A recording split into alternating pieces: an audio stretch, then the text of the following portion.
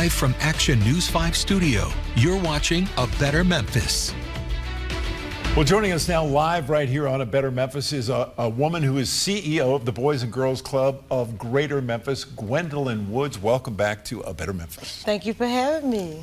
Now, the Boys and the Girls Club of Memphis recently got $300,000 for the workforce development training. How important is that for your organization? It is extremely important to us. As you know, we recently had some financial difficulties, and so we're excited about the funding that's really geared towards our workforce development at our technical training center. So we're excited about the support. We're excited about the work that we get to do with our kids inside of our clubs. Well, the Gentlemen's League was just on just now, and they've talked about helping create workforce development, and this is a major focus of our Memphis Area Chamber of Commerce. And so how does your career readiness program work?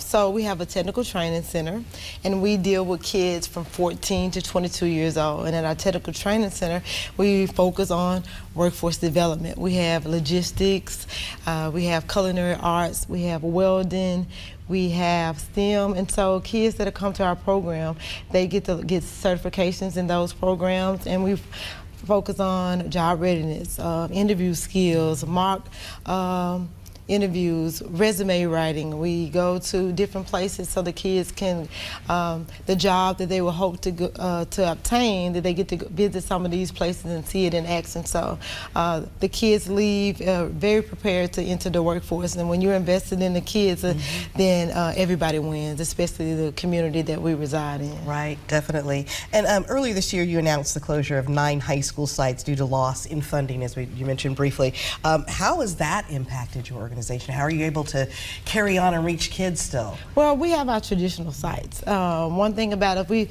they're strategically placed across the city, so we still have some in North Memphis, East Memphis, the University of Memphis area. And we've been trying to think about, as an organization, how can we continue to impact the lives? So we've created positions where we'll have some of our employees go inside the schools and work with principals and guidance counsel and still try to facilitate those programs.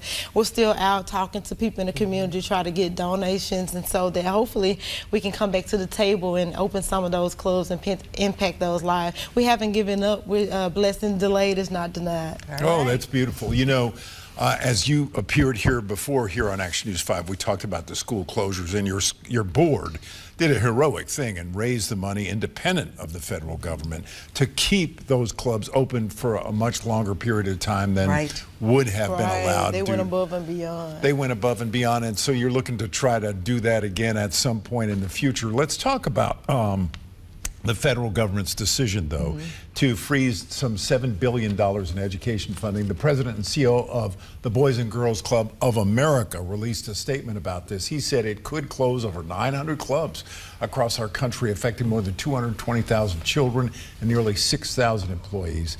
We certainly hope that does not come to pass, but it is a reality that without the federal funds, a lot of these clubs are going to face a real challenge.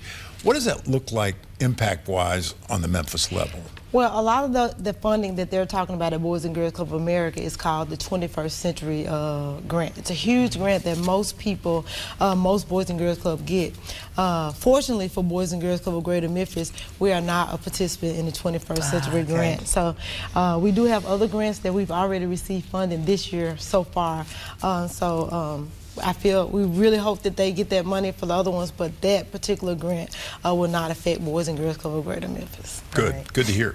And last year you became the first woman to be named CEO of Boys and Girls Club of Greater Memphis. Congratulations on that, Thank you. Of all. Girl power.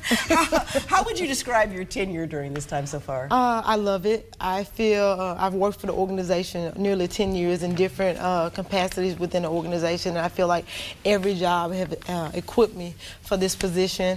I always tell people that I grew up in Memphis as one of the kids, very similar to the lives of the kids that we serve. So sitting in this seat means so much to me. I want to do a really good job job. And if people think about investing in the kids in this in the city of Memphis, then you look at my face and know that somebody invested in me, and because of that, that's why I do the work. So it's important to sit in this seat and do a good job and try to rally the troops to support Boys and Girls Club of Greater Memphis. And the kids see you too in that role too, and it helps motivate them. That's right.